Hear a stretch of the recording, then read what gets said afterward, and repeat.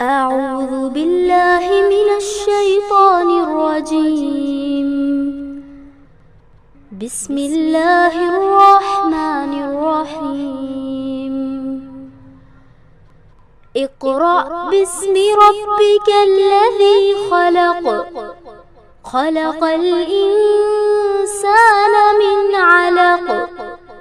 اقرأ وربك الأكرم الذي علم بالقلم. علم الإنسان ما لم يعلم.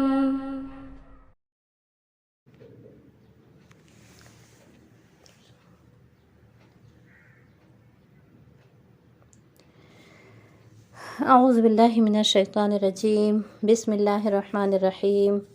نحمدہ ونستعینہ ونستغفرہ ونعوذ باللہ من شرور انفسنا ومن سیئات اعمالنا ومن یہدہ اللہ فلا مضل لہ ومن یضللہ فلا ہادی لہ. نشہد ان لا الہ الا اللہ ونشہد ان محمدا عبدہ ورسولہ. رب اشرح لی صدری ویسر لی امری واحلل عقدۃ من لسانی یفقہوا قولی. السلام علیکم ورحمۃ اللہ وبرکاتہ. آج انشاءاللہ ہم سورہ مائدہ کا چوتھا رکوع پڑھیں گے. آج کے رکوع میں بنی اسرائیل کا ذکر ہوا ہے. جیسا کہ آپ سب الحمدللہ آپ لوگ پڑھ چکے ہیں، بنی اسرائیل کے بارے میں جان چکے ہیں کہ بنی اسرائیل کون تھے. بنی اسرائیل ایک بار پھر میں ذکر کر دیتی ہوں. بنی اسرائیل ابراہیم علیہ السلام کے دوسرے بیٹے، یعنی ابراہیم علیہ السلام کے دو بیٹے تھے، اسماعیل علیہ السلام اور اسحاق علیہ السلام. اسحاق علیہ السلام کے بیٹے یعقوب علیہ السلام. یعقوب علیہ السلام کا لقب تھا اسرائیل، اللہ کا بندہ. تو ان کی اولاد بنی اسرائیل کہلائی، یعنی بنی اسرائیل یعقوب علیہ السلام کی اولاد میں سے تھے. اعوذ باللہ من الشیطان الرجیم. بسم اللہ الرحمن الرحیم. اور اس جب قالا کہا موسیٰ نے یا قومی اے میری قوم اذکرو یاد کرو نعمت اللہ کی نعمت کو علیکم اپنے آپ پر. کون سی نعمت؟ اس جب جعل بنایا فیکم تم میں انبیاء پیغمبر، وجعلکم اور بنایا تم کو ملوکا بادشاہ، وآتاکم اور عطاکم تم کو عطا کیا ما جو لم نہیں یوتے دیا احدم کسی کو من العالمین جہان والوں میں سے. اور جب کہا موسیٰ نے اپنی قوم سے اے میری قوم یاد کرو اللہ کی نعمت کو اپنے آپ پر، جب اس نے تم میں پیغمبر بنایا، بہت سے پیغمبر بھیجے، وجعلکم ملوکا اور تمہیں بادشاہت عطا کی، وآتاکم اور تمہیں وہ کچھ دیا ما لم یؤت احدا من العالمین جو جہان والوں میں سے کسی کو نہیں دیا. یہاں پر اللہ تعالیٰ فرما رہے ہیں، پھر وہی ذکر آ رہا ہے. دو نعمت کا یہاں پر ذکر ہوا ہے. ایک تو یہ کہ موسیٰ علیہ السلام نے اپنی قوم کو دو نعمت کا، یعنی موسیٰ علیہ السلام تمام پیغمبر، یہاں پر دو نعمت کا ذکر ہوا ہے. ایک تو یہ کہ اس میں اللہ تعالیٰ نے بہت سے پیغمبر بھیجے، اور دوسرے یہ کہ بادشاہت. تو تمام پیغمبر جیسا کہ ہم سب جانتے ہیں کہ ابراہیم علیہ السلام کے دو بیٹے تھے، اور ایک اسحاق علیہ السلام اور اسماعیل علیہ السلام. تو جتنے بھی پیغمبر آئے لاکھوں کی تعداد میں، سب بنی اسرائیل سے تھے، سب بنی اسرائیل میں آئے. بنی اسماعیل میں صرف ایک پیغمبر محمد رسول اللہ صلی اللہ علیہ وسلم، اور تمام پیغمبر بنی اسرائیل میں آئے. تو یہاں پر اللہ تعالیٰ نے نبی کی جمع انبیاء ہے کہ تمام پیغمبر تم میں بھیجے گئے. یہاں اللہ تعالیٰ نے اس نعمت کا دلایا ہے کہ پے در پے تمہاری قوم میں پیغمبر بھیجے. اور وجعلکم ملوکا، اور دوسرے یہ کہ تمہیں بادشاہت عطا کی. اب بادشاہت انہیں کب سے، عروج انہیں کب ملا، انہیں بادشاہت کب سے عطا کی گئی یہ ہم تھوڑا سا تاریخی پس منظر دیکھ لیتے ہیں۔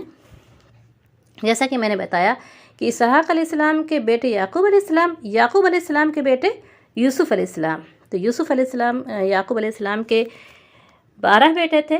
یوسف علیہ السلام ان کے جیسا کہ ہم سب جانتے ہیں کہ یوسف علیہ السلام یعقوب علیہ السلام اپنے بیٹے یوسف کو بہت زیادہ ان کی پیغمبرانہ بصیرت کو دیکھ چکے تھے، وہ ان کے دل سے بہت قریب تھے۔ اس بنا پر ان کے بھائی ان سے بہت زیادہ حسد کرتے تھے اور وہ سوتیلے تھے، اور انہوں نے سازش طور پر لے جا کر انہیں کنویں میں ڈال دیا۔ انشاءاللہ آپ لوگ اس کی پوری تفصیل سورہ یوسف میں پڑھیں گے۔ اور یوسف جب انہیں کنویں میں ڈال دیا اور وہاں سے ایک قافلہ گزرا اور اس نے انہیں نکال لیا اور پھر لے جا کر مصر بیچ دیا۔ اس طرح سے یوسف علیہ السلام اس کنویں سے مصر شہر پہنچ گئے اور عزیز مصر کے گھر میں وہ رہنے لگے، اور یہاں ان کو عزت ملی، قدر منزلت ملی۔ مگر عزیز کی بیوی نے ان پر الزام لگایا، جو کہ انہیں ان کی خوبصورتی سے انشاءاللہ اس کی پوری تفصیل آپ لوگ پڑھیں گے کہ کس طرح سے اس نے جو ان کی اس کی جو ہے جس برائی کی طرف انہوں نے دعوت دی تھی اس میں عزیز مصر کی بیوی نے، اس دعوت کو انہوں نے رد کیا، تو پھر اس نے انہیں قید خانے میں ڈلوا دیا۔ قید خانے میں یوسف علیہ السلام کو وہاں پر جب بادشاہ نے خواب دیکھا کہ 7 موٹی گائیں اور 7 دبلی گائیں ہیں، جو دبلی گائیں ہیں 7 موٹی گائیں کو کھا رہی ہیں، اور 7 ہری بال ہے اور 7 وہ ہے سوکھی ہے۔ اس طرح سے خواب دیکھا تھا۔ اس خواب کا ذکر اس نے اپنے آیان سلطنت سے کیا تو انہوں نے کہا کہ تو بہت ہی برا خواب ہے۔ پھر ایک شخص نے کہا کہ قید خانے میں ایک شخص ہے، اس نے مجھے خواب کی تعبیر بتائی تھی، اگر آپ کہیں تو میں اس شخص سے اس خواب کا ذکر کروں۔ اور جب اس نے جا کر یوسف علیہ السلام سے ذکر کیا اور انہوں نے اس خواب کی تعبیر بتائی تو بادشاہ بہت خوش ہوا اور اسے افسوس ہوا کہ اس قابل قدر شخص اس جیل کے قید خانے میں پڑا ہوا ہے، اور اس نے ان کو رہا کروایا، اور پھر اس نے اس خزانے کا مالک بنا دیا، زمین کے خزانے کا مالک بنا دیا۔ حالانکہ اللہ جو قرآن نے ہم جب ایسے اس طرح سے واقعات میں پڑھتے ہیں تو ایسا لگتا ہے کسی ایک شعبے کے ذمہ دار بنائے گئے تھے، حالانکہ قرآن ان کا جو ذکر کرتا ہے کہ اِنَّا مَكَّنَّا لِيُوسُفَ فِي الْأَرْضِ، ہم نے اللہ تعالیٰ فرماتا ہے کہ ہم نے یوسف کو زمین میں اقتدار بخشا، يَتَبَوَّأُ مِنْهَا حَيْثُ يَشَاءُ، وہ جہاں چاہتا تھا اپنی جگہ بنا لیتا تھا، یعنی اللہ تعالیٰ نے انہیں مکمل اقتدار بخش دیا مصر کا۔ اور پھر یوسف علیہ السلام کو جب اقتدار ملا اور جب قحط کا زمانہ آیا، جو بادشاہ نے خواب دیکھا تھا اور جس کی تعبیر یوسف علیہ السلام نے بتائی تھی، تو وہ زمانہ جب آیا اس زمانے میں پھر ان کے بھائی مصر آتے ہیں وہ غلہ لینے، رسد لینے، اور اس وقت انہوں نے اپنے بھائیوں کو بتایا کہ میں یوسف ہوں۔ انشاءاللہ آپ لوگ اس تفسیر سورہ یوسف میں پڑھیں گے، اور پھر انہوں نے اپنے بھائیوں کو شہر بلا لیا۔ یہاں سے ان کے عروج کا زمانہ شروع ہوتا ہے، اور پھر یوسف علیہ السلام نے اپنے بھائیوں کے صرف یہی نہیں کہ ان کو اس سے نکالا، بلکہ یہاں پر ان کو اقتدار عطا کیا، بڑے بڑے عہدے پر فائز کیا، بڑے بڑے پوسٹ عطا کی۔ یہاں سے پھر اور اس کا ذکر آتا ہے کہ یہاں انہوں نے ایک زمانے تک، مدت دراز تک انہوں نے اس زمانہ کی مہذب دنیا کے سب سے بڑے فرمانروا تھے یہ لوگ، انہی کا سکہ مصر میں اوس کے ارد گرد انہی کا سکہ چلتا تھا، یہ ان کے عروج کا زمانہ تھا۔ اسی موسیٰ علیہ السلام جب قرآن ذکر کرتا ہے تو ان کی شاندار تاریخ، ان کی اس ماضی کی جو ہے شاندار ماضی کی حیثیت سے وہ زمانہ پیش کرتا ہے کہ اللہ کیا تمہیں وہ کچھ نہیں دیا جو جہان والوں میں سے کسی کو نہیں دیا۔ تو یہاں پر اللہ تعالیٰ نے، لیکن پھر اس کے بعد آپ دیکھیں کہ یہ لوگ کون تھے، کیریکٹر کردار ان کا کیا تھا کہ اپنے بھائی کو حسد کی بنا پر انہوں نے کنویں میں ڈالا تھا، اور ان کی فطرت کیا تھی۔ اب بہرحال یہ پھر اللہ تعالیٰ نے پھر ان کو پھر قبطیوں کے ذریعے وہاں کے لوگوں کو جب یہ احساس ہوا کہ یہ ان کا مسکن تو نہیں تھا، یہ تو قبائلی لوگ تھے، یہاں پر آ کر حکومت کرنے لگے، پھر وہاں کے لوگ حرکت میں آئے اور پھر ان کو بہت ہی سازش سے بہت ہی بنی اسرائیل کو کمزور کرنا شروع کر دیا، یہاں تک کہ جتنے اونچے اونچے عہدے پر فائز تھے سب کو جو ہے وہاں سے معزول کر کے ان کے چھوٹے چھوٹے کام میں لگا دیا، مزدور کی حیثیت سے وہاں پر، غلام کی حیثیت سے پھر یہ بنی اسرائیل وہاں پر رہنے لگے۔ پھر اللہ تعالیٰ کو رحم آیا، پھر موسیٰ علیہ السلام کو بھیجا، پھر موسیٰ علیہ السلام کو اللہ تعالیٰ نے بھیجا، اور موسیٰ علیہ السلام کا آنے کا مقصد یہ تھا کہ ایک تو جو فرعون جو خود کو خدا کہلواتا تھا ان کے سامنے اللہ کی توحید کو پیش کرے، اور دوسرا مقصد یہ تھا کہ بنی اسرائیل کو اس کی غلامی سے چھڑائے۔ تو موسیٰ علیہ السلام اب دیکھتے ہیں کہ پورا انشاءاللہ آپ لوگ پڑھتے رہیں گے، پورے قرآن میں بار بار پھر اس ذکر آیا ہے، موسیٰ علیہ السلام کی قوم کا ذکر آیا ہے، فرعون کا ذکر آیا ہے کہ موسیٰ علیہ السلام نے فرعون کے سامنے اس دین کو پیش کیا اور بنی اسرائیل کو کہا کہ بنی اسرائیل کو میرے ساتھ بھیج دو۔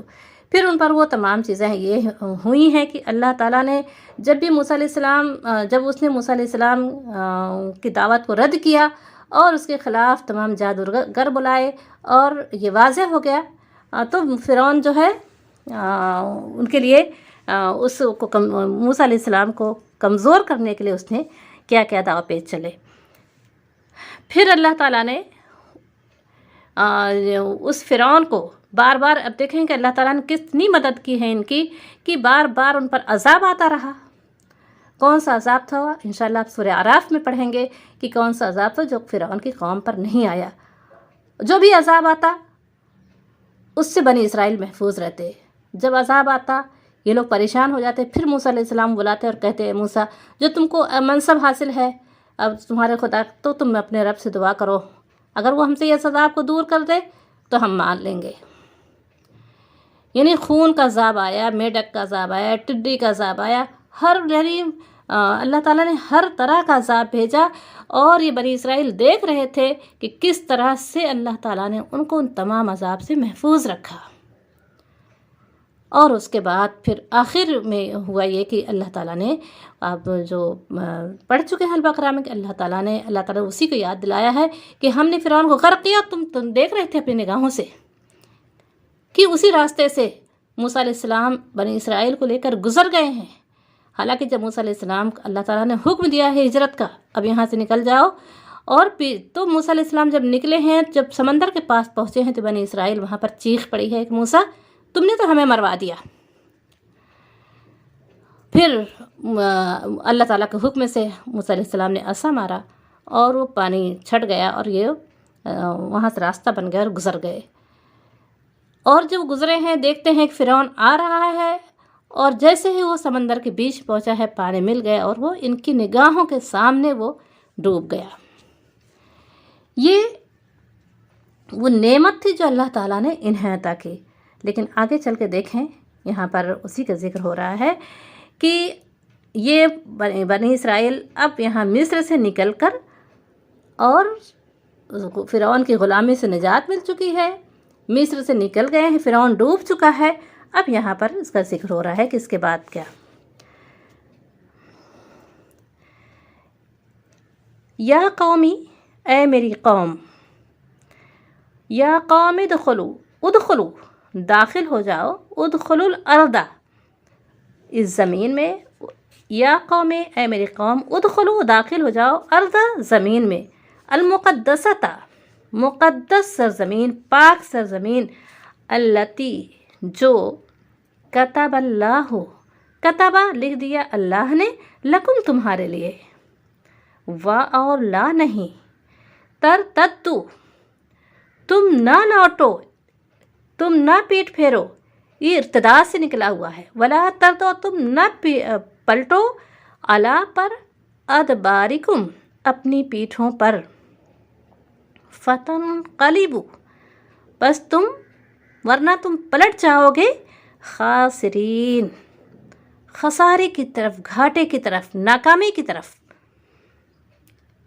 اب یہ مصر سے نکل چکے ہیں، فرعون ان کے نگاہوں کے سامنے ڈوب گیا ہے، اب ان کو کوئی سرزمین تو چاہیے، تو یہاں صحرے میں تو نہیں رہنا تھا.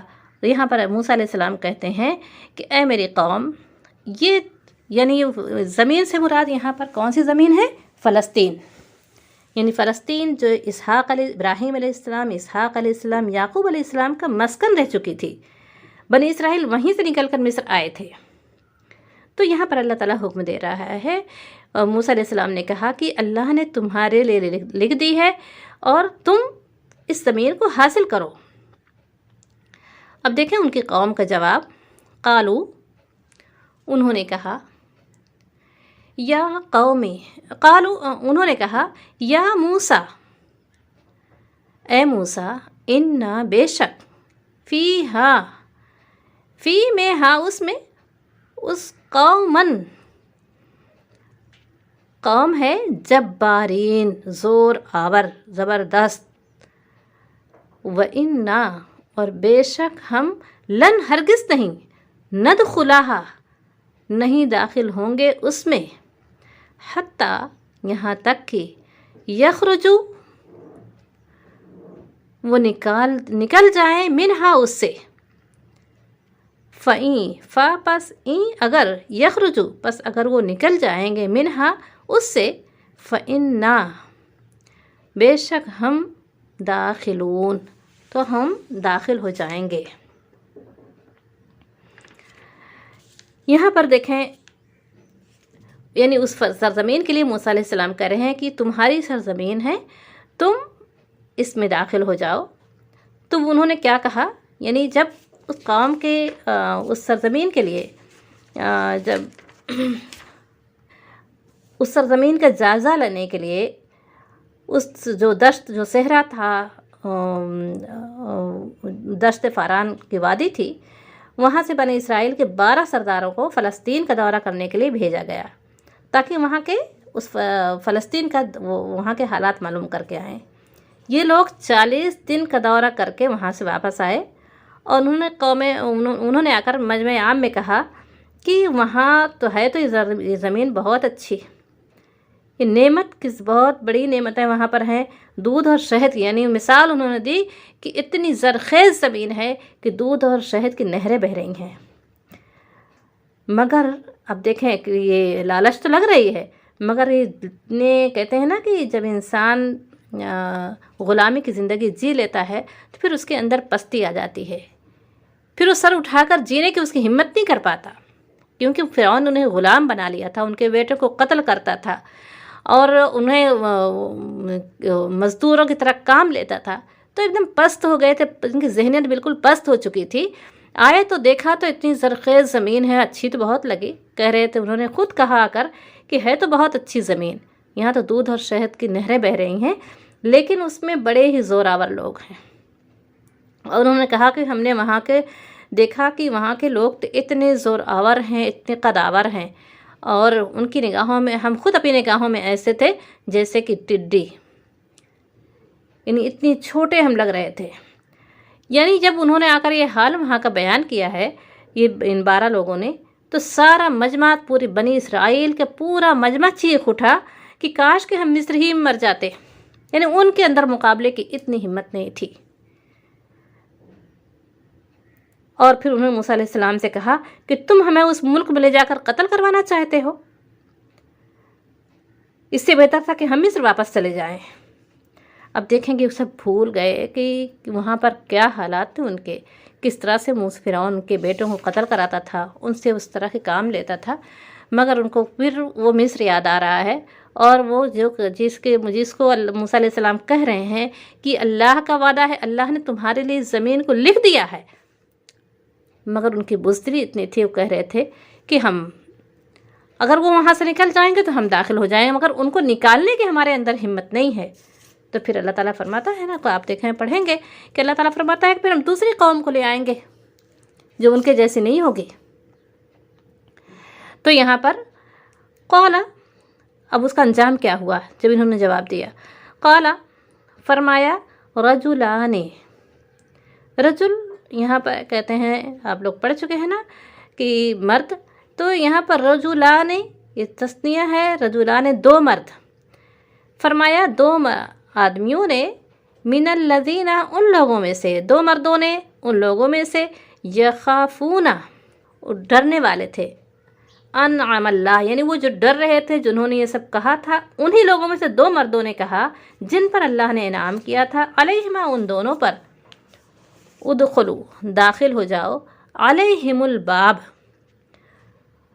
انہوں نے کہا کہ داخل ہو جاؤ ان پر دروازے سے، فَإِذَا پس جب دخلتموہ تم داخل ہو جاؤ گے اس سے، فَإِنَّكُمْ تو بے شک تم غالبون تو بے شک تم غلبہ پالو گے، بے شک تم غالب رہو گے، وَعَلَى اللَّهِ اور اللہ ہی پر وَعَلَى اللَّهِ اور اللہ ہی پر فتوکلوا بھروسہ رکھو، ان کنتم اگر تم مؤمنین اگر تم مومن ہو۔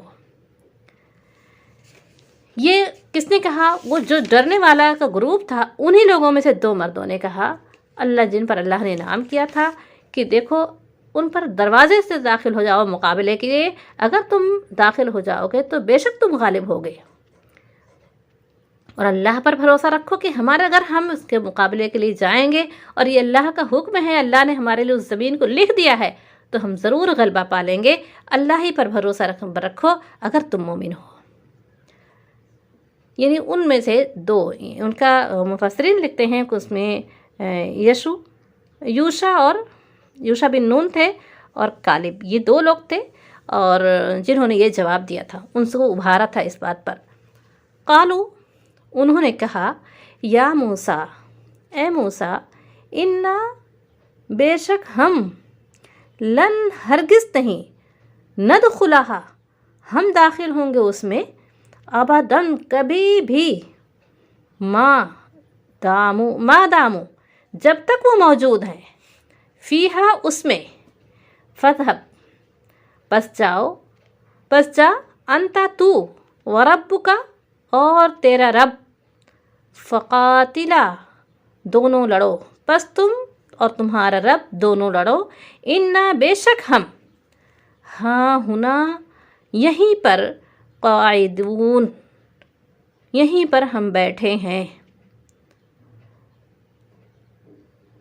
یہ انہوں نے جواب دیا تھا کہ اے موسیٰ، ہم ہرگز اس زمین میں داخل نہیں ہو سکتے جب تک کہ اس میں وہ موجود ہیں۔ انہوں نے یہ کہا تھا، اپنی بزدلی کا یہ ثبوت دیا تھا کہ جاؤ تم اور تمہارے رب دونوں لڑو، بے شک ہم یہیں بیٹھے ہیں۔ دیکھیں کہ اللہ تعالیٰ نے انہیں فرعون کی غلامی سے نجات بخشی تھی، اتنے بڑے انہوں نے دیکھا تھا کہ کس طرح سے وہ پانی ان کے لیے راستہ بن گیا تھا، پہاڑ کی طرح وہ ان کے سامنے وہ پانی کھڑا ہو گیا اور سوکھا راستہ بنا دیا، اور اللہ وہاں سے یہ گزر گئے اور ان کے سامنے اس فرعون کو اللہ تعالیٰ نے غرق کیا۔ مگر انہوں نے ذرا سا بھی اللہ کی نعمت کی قدردانی نہیں کی کہ کس طرح سے اللہ نے کتنا بڑا ان کا عظیم احسان تھا کہ اس فرعون سے انہیں نجات ملی تھی، اور پھر اسی مدد کو دیکھ کر اللہ نے کب کتنی جگہ ان کی مدد کی ہے، مگر وہ اس کا اللہ کا احسان یاد رکھنے کے بجائے اتنے تھے بزدل ہو چکے تھے، اتنے کمزور ہو چکے تھے، اتنے پست ہمت ہو چکے تھے۔ پھر اللہ تعالیٰ کو ایسا مومن یا ایسا مسلمان پسند نہیں ہے۔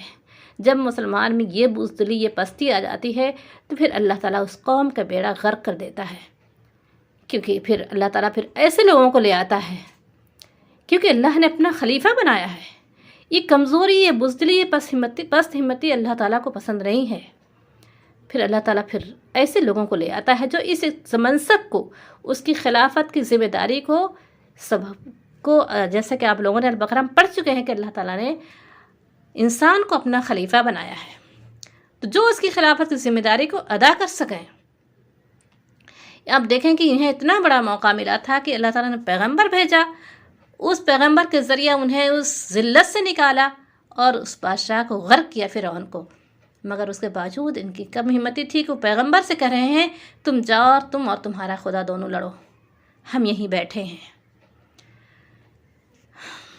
تو یہ تھی موسیٰ علیہ السلام کی قوم کی ناکامی کہ دیکھیں، یہ جب اللہ کے رسول صلی اللہ علیہ وسلم نے جنگ بدر کے موقع پر جب صحابہ کرام سے کہا تھا، جب کہ وہ ابھی وہ لوگ ہجرت کر کے آئے تھے، ابھی ہجرت کو دوسرا ہی سال تھا کہ اتنا بڑا کا معرکہ جو سامنے پیش آیا تھا کہ پورا مکہ اٹھا تھا اور کہا تھا کہ آج ہم انہیں ختم کر دیں گے، صفحہ ہستی سے مٹا ہی دیں گے۔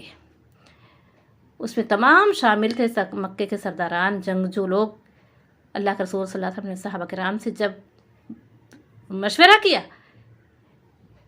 کہ لشکر پر حملہ کیا جائے، اس لشکر جو مکے سے چلا آ رہا ہے ہمیں مٹانے کے لیے، یا وہ قافلہ جس کے ساتھ سر و سامان ہے اس پر ہم چلو، اس کی طرف رخ کریں، تو ان تمام نے کیا کہا تھا؟ ایک نے کہا اللہ کا رسول، انہوں نے کہا تھا اللہ کا رسول جدھر آپ کا رب آپ کو حکم دے۔ دیکھیں موسیٰ کی قوم نے کیا جواب دیا تھا، جاؤ تم اور تمہارے خدا دونوں لڑو، ہم یہیں بیٹھے ہیں۔ اور اللہ کے رسول صلی اللہ علیہ وسلم کی قوم نے، اللہ کے رسول صلی اللہ علیہ وسلم کی قوم نے کیا جواب دیا تھا؟ اللہ کے رسول صلی اللہ علیہ وسلم کے ساتھیوں نے کیا جواب دیا تھا؟ کہا تھا کہ اے آپ کا رب جنہیں اللہ کے رسول جدھر آپ کا رب آپ کو حکم دے آپ اس طرف رخ کریں۔ ہم موسیٰ کے قوم کی طرح نہیں ہیں کہ ہم کہیں جاؤ اور تم اور تمہارے خدا دونوں لڑو، ہم یہیں بیٹھے ہیں۔ اللہ کا رسول ہم کہتے ہیں آپ اور آپ کا رب دونوں لڑیں، ہم بھی آپ کے ساتھ اپنی جانیں لڑائیں گے۔ اور پھر یہ تھا اس قوم کا جواب، اس اپنے ساتھیوں کا جواب۔ یہی وجہ ہے کہ اتنے کم عرصے میں ہجرت کے 8ویں سال جو چھپتے ہوئے اپنے سر کی حفاظت کرتے ہوئے نکلے تھے، جن کی 100 اونٹ کے انعام لگا تھا، جو محمد کا سر لے آئے گا وہ 100 اونٹ انعام میں دیے جائیں گے صلی اللہ علیہ وسلم۔ 8 سال کے اندر فاتح کے حیثیت سے سر اٹھا کر اس مکے میں داخل ہوئے ہیں۔ تو دراصل جس لیڈر کو یہ ایسے ساتھی ملتے ہیں پھر وہ اتنے ہی جو ہے غالب آ جاتا ہے، اسے غلبہ حاصل ہوتا ہے۔ لیکن شرط یہ ہے کہ اس لیڈر کے ساتھی، اس کے لوگ اس طرح کے جواب دینے والے ہوں کہ ہم آپ سے پیچھے نہیں رہیں گے، آپ خدا کا جو حکم ہے اس پر عمل کر ڈالیے۔ انہوں نے یہ نہیں کہا تھا، لیکن موسیٰ علیہ السلام کی قوم اسی لیے ناکام ہوئی کہ یہاں پر اللہ تعالیٰ یہاں دیکھیں انہوں نے کہا تھا فَقَاتِلَا إِنَّ هَا هُنَا قَاعِدٌ فَاذْهَبْ أَنْتَ وَرَبُّكَ، جا تم اور تمہارا رب، فَقَاتِلَا دونوں لڑو، إِنَّ هَا هُنَا قَاعِدُونَ بے شک ہم یہیں بیٹھے ہیں۔ قَالَ، اس نے کہا یعنی موسیٰ علیہ السلام نے کہا، رب اے میرے رب، انی بے شک میں لا املکو نہیں اختیار رکھتا، اے میرے رب میں نہیں اختیار رکھتا، الا سوائے نفسی سوائے اپنے جان کے، و اخی اور اپنے بھائی کے۔ بھائی سے مراد ان کے بھائی ہارون علیہ السلام، جس کے لیے انہوں نے دعا کی تھی کہ اے اللہ میرے گھر والوں سے میری مدد فرما، وزیرا من اہلی، میرے بھائی ہارون کو میرا وزیر بنا دے، میرا زور بازو بنا دے۔ تو انہوں نے کہا ہے میرے رب، قال ربی اے میرے رب، انی بے شک لا املکو نہیں میں اختیار رکھتا، الا املکو یعنی ملکیت، مالک میں ان کا مالک نہیں ہوں، لا املکو نہیں میں اختیار رکھتا، الا سوائے نفسی اپنی جان کے، و آخی اور اپنے بھائی کے، ففرق پس جدائی ڈال دے، بیننا ہمارے درمیان، وبین اور درمیان، القوم الفاسقین اس نافرمان قوم کے درمیان۔ اس پیغمبر کی دعا دیکھیں، انہوں نے یہ دعا کی، اے میرے رب میں اپنے اور اپنے بھائی کے سوا ان پر کوئی اختیار نہیں رکھتا، بس میرے اور اس فاسق قوم کے درمیان۔ فاسق کسو کہتے ہیں؟ وہ مسلمان تھے بنی اسرائیل، مگر وہ تو عہد کر کے توڑنے والوں میں سے تھے، تو اس کو فاسق کی صفت یہ ہے نا، فاسق اسی کہتے ہیں جو اللہ کے حکم کو وعدہ کرے اور پھر اسے توڑ ڈالے۔ وبین القوم الفاسقین، قال فرمایا، فإنها محرمۃ، اللہ تعالیٰ نے فرمایا پس انا بے شک ہا وہ، ہا کے اشارہ ہا کی ضمیر زمین کی طرف ہے، فإنها پس بے شک وہ زمین، محرمۃ حرام کر دی گئی ہے علیہم ان پر 40 40 سال 40 سنہ 40 سال تک وہ زمین ان پر حرام کر دی گئی ہے۔ یتیہون وہ بھٹکتے پھریں گے فی الارض زمین میں، فلا پس نہیں، تأسا تم افسوس کرو، اللہ پر، القوم اس قوم پر، الفاسقین جو فاسق ہے۔ تم قالا فإنها محرمۃ فرمایا بے شک حرام کر دی گئی ہے ان پر وہ زمین، محرمۃ علیہم 40 سنۃ 40 سال تک، یتیہون فی الارض وہ بھٹکتے پھریں گے زمین میں، فلا تأسا پس افسوس نہ کر، علی القوم الفاسقین فاسق قوم پر۔ یعنی جب انہوں نے یہ جواب دیا تو پھر اللہ تعالیٰ نے یہ موسیٰ علیہ السلام سے کہا کہ موسیٰ اب ان پر وہ زمین حرام ہو چکی ہے، اب اس زمین میں وہ داخل نہیں ہو پائیں گے۔ تو اللہ تعالیٰ نے وہ زمین ان پر حرام کر دی، پھر وہ اسی دشت میں سینا میں وہ بھٹکتے رہے، پھرتے رہے، انہیں وطن نصیب نہیں ہوا، یہاں تک کہ 38 برس کے اندر جو جوانی کی عمر میں نکلے تھے مصر سے، وہیں پر وہ سب مر گئے، اسی کوہ سینا میں، اس دشت سینا میں وہ سب مر گئے۔ اللہ تعالیٰ نے انہیں، اور اس کے بعد پھر 38 سال کے اندر وہ سب مر گئے، اور اس کے بعد پھر ان کی اولاد جو جوان ہوئی، ان کے ساتھ مل کر موسیٰ علیہ السلام نے کچھ علاقوں کو، موسیٰ علیہ السلام نے فلسطین کے کچھ علاقوں کو فتح کیا ہے، اور اس کے بعد پھر ان کا انتقال ہوا، اور پھر اس کے بعد کہتے ہیں نا کہ جب ان کی وطن وہ اس صحرا میں رہ کے اس مشقت کی زندگی سخت، اس کے وہ جان چکے تھے کہ وطن کی جیسی نعمت ہوتی کیا ہے، پھر انہوں نے مل کر موسیٰ علیہ السلام کے ساتھ مل کر جو ہے کچھ علاقوں کو فتح کیا ہے موسیٰ علیہ السلام نے۔ ہارون علیہ السلام کو اس سے پہلے انتقال ہو چکا تھا۔ اس کے بعد موسیٰ علیہ السلام کے بعد وہ دو جنہوں نے کہا تھا، جن کا ذکر پیچھے آ چکا ہے کہ 2 مردوں نے کہا تھا، جن پر اللہ نے نام کیا تھا کہ داخل ہو جاؤ دروازوں سے، اگر تم داخل ہوگے تو تم ہی غالب رہو گے۔ تو اللہ تعالیٰ نے جب اس زمین کو حرام کیا تو یہ تک ان دونوں کے سوا جن لوگوں نے یہ کہا تھا، پھر موسیٰ علیہ السلام کے بعد حضرت یوشع جنہوں نے یہ کہا تھا، ان کو وہ ان کے جو ہے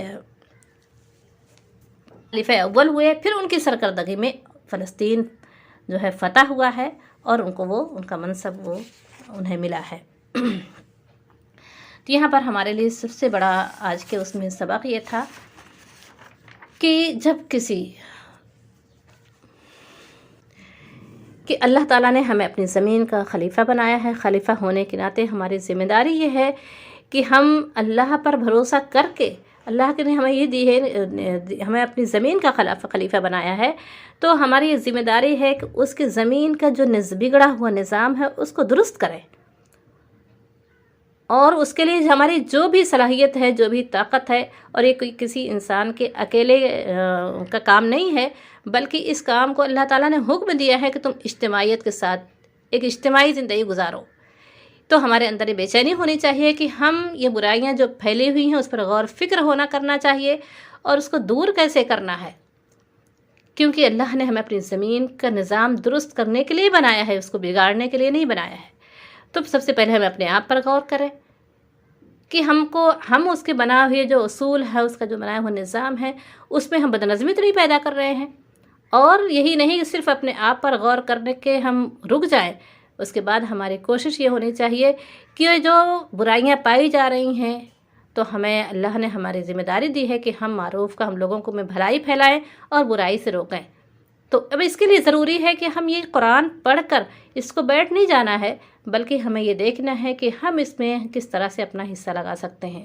اور پھر ضروری یہ ہے کہ ہم اگر جہاں پر آپ لوگ ہیں وہاں پر اجتماعی نظم ہے تو اس کے ساتھ مل کر بیٹھ یہ کام کریں، اور اگر نہیں ہے تو پھر اس کو بنانے کی کوشش کریں۔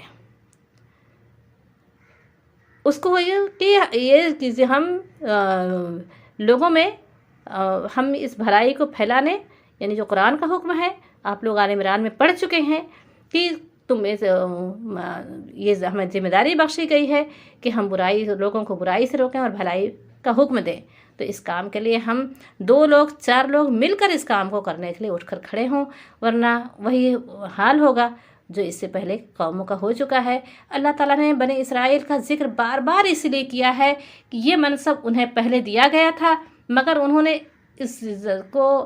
جب اس کو ادا نہیں کیا اپنی ذمہ داری کو، تو اللہ تعالیٰ نے وہ منصب چھین کر بنی اسماعیل کو دیا ہے، ان کو معزول کر دیا اور بنی اسماعیل کو اٹھا کر کھڑا کر دیا کہ اب اس ذمہ داری کو تم پورا کرو.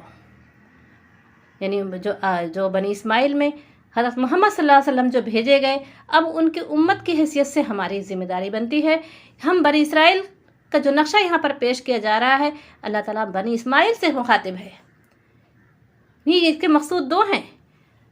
ایک تو یہ کہ بنی اسرائیل پر بھی حجت تمام ہو جائے کہ پیغمبر تمہارے لیے بھی ہے، یہ قرآن تمہارے لیے بھی ہے، اور پھر بنی اسماعیل کو ان کا اگزامپل پیش کیا ہے. اگر تم نے وہ لاپرواہی کی تو تمہارا بھی وہی انجام ہوگا،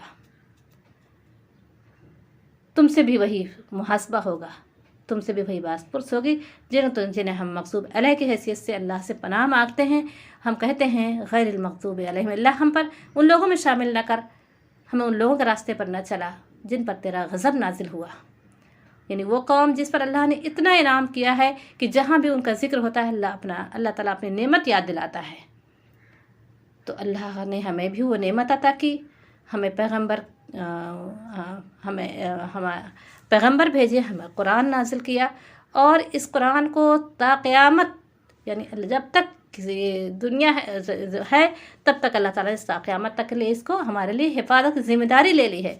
اب ہماری ذمہ داری بنتی ہے کہ ہم اس کو پڑھیں، اس کی تعلیمات کو پر عمل کریں اور اس کی تعلیمات کو عام کریں اور قرآن کو آئینہ بنا کر اپنی زندگی کو گزاریں.